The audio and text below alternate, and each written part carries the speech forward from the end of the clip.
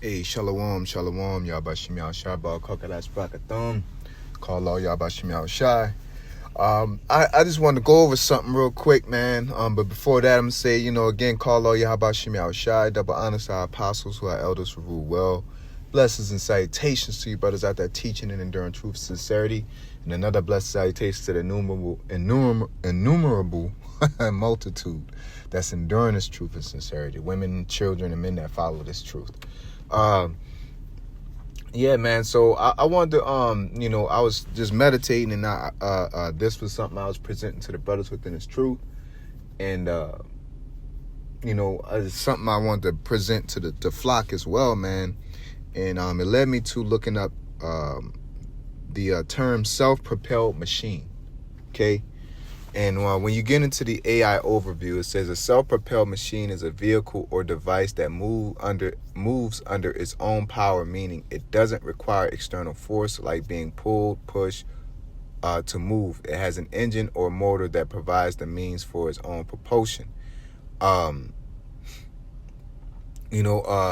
So self-propelled machines like, cars, trucks,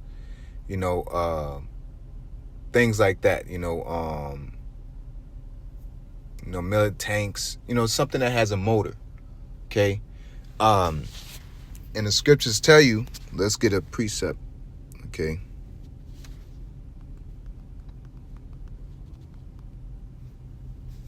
All right. It says, Proverbs 6:6, go to the ant, consider her ways and be wise, which having no guide, overseer, or ruler.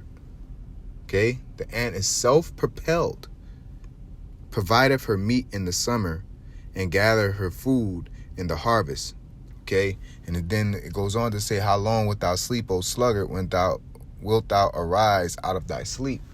Because, to say, we shouldn't have to be activated, right? We shouldn't have to be told most of these things. We shouldn't have to be told to study, to put out lessons. We shouldn't have to be told to communicate. We shouldn't have to be told to be a man of the Lord within the ministry. Okay? And sometimes complacency can destroy that self-propelled nature, because the Lord said he'd rather you hot or cold. You know what I'm saying? So, something has to start your engine. All right? And the desire for salvation, the care for the flock. There's a lot of things that keep our engine going, man. Prophecies coming to pass, things of that nature. You know what I'm saying? Our self-improvement. Okay, it's a constant flow of reasons why we should be self-motivated, self-propelled specimens, so however you want to put it. And yeah, man, I don't want to be, too much bashing about it, man, because I think it's very important, especially for younger brothers, man. If somebody got to call you all the time, if somebody has to say, hey, why aren't you, if you're on the highways and somebody got to prompt you to get precepts and say, come on, you got to get some precepts, or somebody got to tell you to, hey, you got to show up more, and then you start doing it. You're not a self-propelled person. And the thing is, within this ministry, everybody's needed. Everybody's needed. None of us is here for no reason. We all have something to bring to the table. Okay? We all have something to bring to the table, because the Lord chose us out of the world, and he don't choose no bum ass niggas. He don't choose nobody that can provide anything. Okay? And I don't want, because sometimes you can get in your mind that because you did something, that makes you a good person, or that makes you what you think you are in your mind. Okay? If you have a big ass plate of food and you're eating and you got enough food for everybody in the room, and then somebody you would not give nothing to nobody unless somebody asks you, that don't make you a giving person. All right? If you would sit in your room as a kid and you will let it be stinky, funky, and dirty until your mom tell you to clean it up. That don't make you cleanly. Okay? You have to be self-propelled. You know what I'm saying? And it's not hard. If your room's dirty, you're gonna see it and say, man, this is nasty. Okay? Unless you're just non-observant. So in this gospel, if you're all in this gospel and somebody always got to put a quarter into you, put $1 into you, you know, hypothetically, to get you going. Somebody got to call you and say, hey, I haven't heard from you. Hey, you got to start doing this more. You're not self-propelled. So that don't make you a communicator because you respond to the action. All right. So, you know, that's the thing that we always have to, you know, remember, that we have to be able bodies, man. All right. You have to be able bodies. You have to be living spirits. All right. As you know, the scripture said that as flowing rivers of living waters, moving, self-propelled. Okay, flowing, constantly moving. You're not stagnant, waiting on a call. You know, and sometimes it could be an ego. Sometimes you want to feel wanted. You know, I get it. Babylon is drags us down, and it makes you feel like you ain't shit. So you want to feel like you're something. And so that's an instant gratification in certain areas. Sometimes you could just not be paying attention, and you could be into your own world, and that'll cause you to, you know, space out. And then somebody got to constantly call you. Or like the scriptures say, with the seed being put among thorns, the world could choke you up and it could distract you. Okay? Or you might just don't want to do it. Okay? And you're just doing it because you're told, and you don't want to go outside of order because that's a bad look and you can get kicked out or things like that. Okay? You know what I'm saying? Shouldn't be operating like that. We're supposed to be operating in truth and sincerity within his gospel, and you know, pushing towards being something, man, having something to present, man, giving something, man. You know, like, it don't make, no, man, we the Lord chose us, bro. The Lord chose us out of the world to do something, so we have something. And when you go into Romans, the 15th chapter, man, I'm driving, so I don't want to do too much of that. So I believe, I can't remember the precept exactly. I'm driving, but it says Romans 14, I think it's 14 and 22. It says, he has thou faith, have it to thyself before Yahweh. Happy is he that condemneth not himself in a thing which he alloweth. And he that doubteth is damned if he eateth. He eateth not of faith. For whatsoever is not of faith is sin. So the Lord called us, and we're not supposed to doubt our position, man. We're not supposed to doubt what the Lord called us to do. We're not supposed to doubt the spirit that's within us. Because again, guess what? You know, you're supposed to. We know the scriptures, and the scriptures keeps us, you know, lined up. But sometimes it become a fine line between you going off, you know, and you know, you being on point spiritually. But that's where faith comes in at. You know what I'm saying? So to doubt your presence and what we are supposed to be and do and present within this ministry is sin. You know what I'm saying? You supposed to, you know, the Lord called. You can't do no Jonah spiritually on a regular day-to-day basis. The Lord will have you inclined to do something. The Lord will put the Spirit on us to research certain things and be available.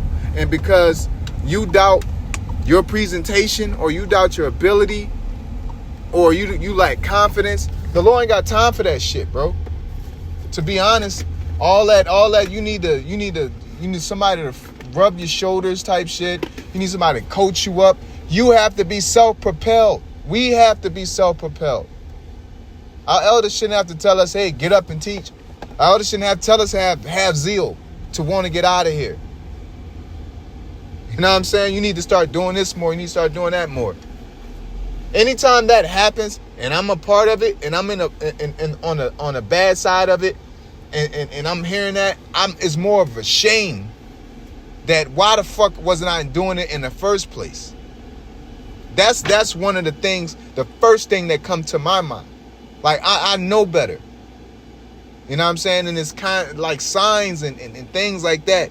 You know what I'm saying? But that's not a bad thing to be corrected and directed. You know what I'm saying? Because that's what our elders are for. That's what elder brothers are for. That's what captains, things like that. That's, what order is for, is to keep us in line.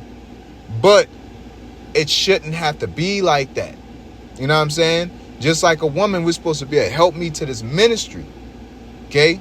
We're supposed to, just like if a man is out there, he got a business. I hate to use an example, but this is it's an understandable example. Gucci Mane went to jail, gave his woman $1 million from his rap career, and then when he got out, his woman flipped that money. Okay, because she was dedicated to their enterprise, and that goes into the talents that that's a good reference or segue to the talents that the Lord gave, or the talent that the Lord gave us. And he said, if you dug in and put it in a hole, being complacent, or I don't know that thou art a hard man. He called you a wicked and slothful servant, man. Okay? You got to take chances. And it's not a chance that you're taking when the product that we have, it sells itself. Okay?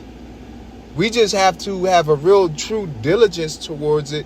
And through that diligent faith that we belong in this thing, the Lord will guide us. And in the quagmire or the setup is that the Lord set it up to where you have to ride off faith.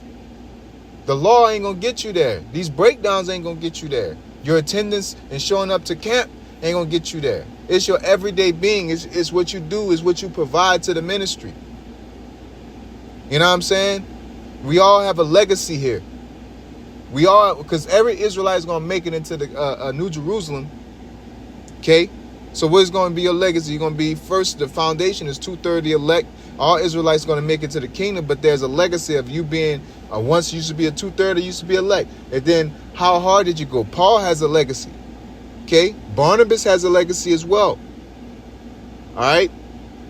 And there's Paul, it ain't every man that's a man of the Lord is respected as one.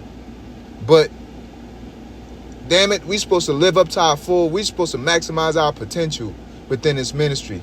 It'll frustrate me, speaking as a man, it will frustrate me knowing I could have been something more than what I was, and I couldn't meet it there because I was underperforming by choice.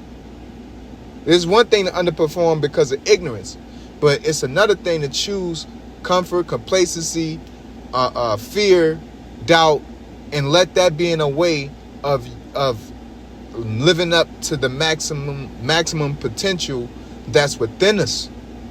It'll frustrate you.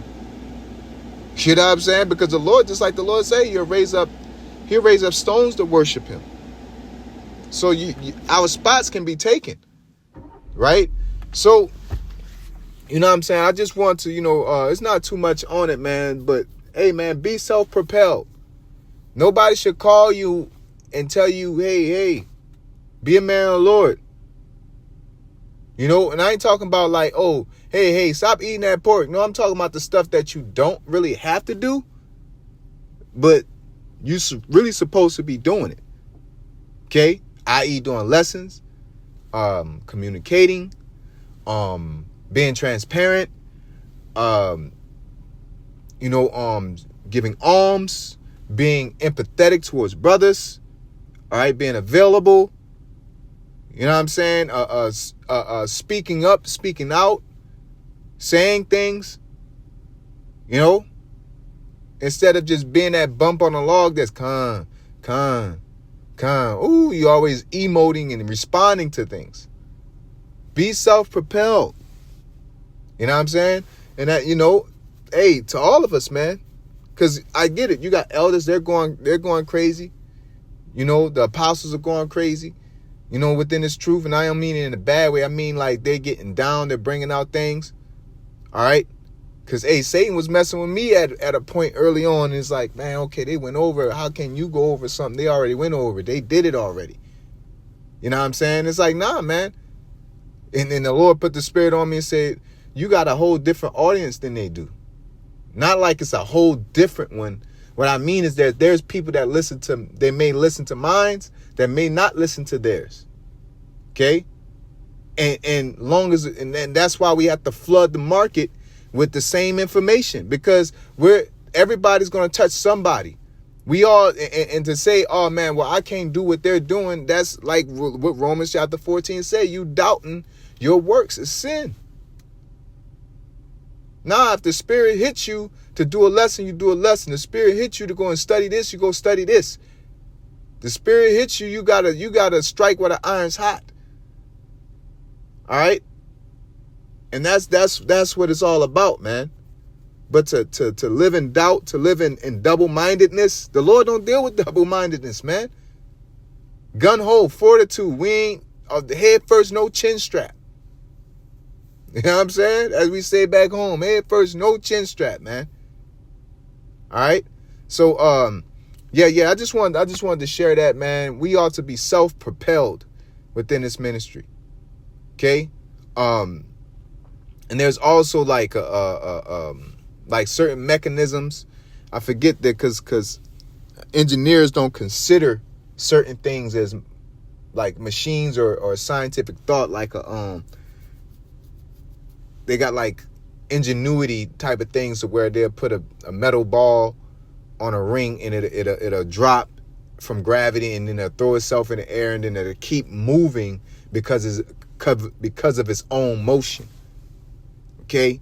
And we have to be like that. You know what I'm saying? You have to move on your own continuously. That should be in your gearing. That should be in our gearing to constantly, when you wake up, you're moving. And I ain't talking about physically moving. I'm talking about progressively, productively, constantly getting better. Because ain't nobody going to tell you need to, unless somebody literally tell you got to fix your attitude. But that's on you to receive that. But you should be able to say, damn, man, I need to get better at this. I need to get better at that. I need to refine this. I need to improve this. I need to invest in that. Self-propelled. Nobody should have to say, bro, hey, man, you need to get a little deeper into these scriptures, man. You may get deeper, but that don't make you a deep person. Because once everybody turn their back, who are you then? Who are you? And that's the reality. And I'm speaking as a man. I don't think a brother can make it doing that, because it says work out your own salvation with fear and trembling. We're not going to be able to push each other to salvation. We can motivate, we can lead by example, we can admonish, but it's really on that individual to listen to the admonishment. It's really on that individual, because I can say, hey, stop doing that, and you do it while I'm standing there for eye service, then I turn my back and you stop doing it. It don't work like that. You know what I'm saying? You gotta, at some point, you gotta talk to yourself. At some point, you gotta propel yourself. At every point, really. Okay? Because the apostles could send out all kind of decrees. You know what I'm saying? And if you ain't really locked in or self-propelled, you're not going to advance or come to an understanding of any decree or any direction. Okay? Order's important. Also, being an able body is important. Because ain't nobody going to sit here and be cooking a meal for everybody and you just sitting there talking about it smell good, bro. Nah. The apostles ain't going to be sitting here. That's too much energy, man. That's too much. That's not fair for them. That's not fair for the elders that are under them. That's not fair for the captains such as myself and other brothers. It's just ain't right. You know what I'm saying? On top of that, again, like I said in the beginning, the Lord he don't call no flunkies, man. That don't make no sense to me for him to call why would he call a flunky? He called able men, man. He told us to be apt to teach, gird up your loins like a man. Put off now the weak nature. All kind of things. He called Spartans, man. Spiritual Spartans. All right? For the country. You know what I'm saying? For the land, for the people. We're doing this for a whole day. I'm motivated, man. I'm motivated. We need salvation, man. That's the thing that starts my engine is salvation, man. There's the sickening wickedness of this place, the decrepit, the unfair capitalistic nature, and the demonic, underhanding, misleading, selfish, polluted world that we're living. I don't want to be here. That's my fucking motivation. I don't want to fucking be in this place, man. This place sucks. Relationship sucks. Employment sucks. Your off days suck. Your work days suck. You know, vacations suck. You think about, damn, you think about, nah, bro, your family sucks. Can't even take care of your kids properly. Man, this place is ass. Okay?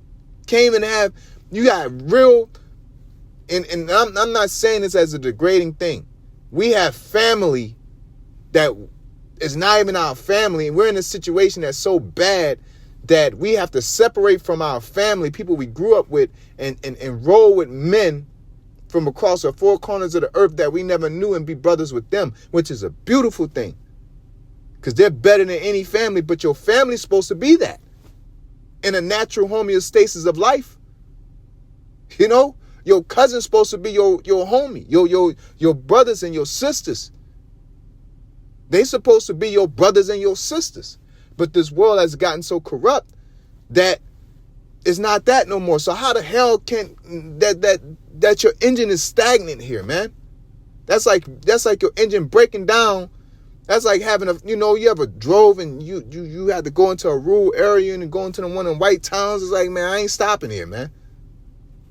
You know what I'm saying? I'm not stopping in Babylon. I'm not parking. I'm not kicking my feet up in this motherfucker, man. To hell with this place. And that's whatever your motivation is, whatever gets your self-propulsion started. Something, needs to be in us, get us going every day, man. It ain't and shouldn't get you, let me get up and do this. Ain't no fucking job, man. This is all we got. This is the way. And so we nobody should have to tell us that, man. It's clear, bro. It's clear. Children is ruling over us. Women are out of control. The food is fucked up. This ain't it. And if you don't see that, then you bugged out, man. But yeah, I don't want to, carry on too much, man. With that being said, I'm give all praise to Yahweh, Bahashim, Yahushai, Bahashim, Bahakodash. Double honors to our apostles who are elders who rule well. Blessed salutations to you brothers out there teaching and enduring truth and sincerity. Shalom.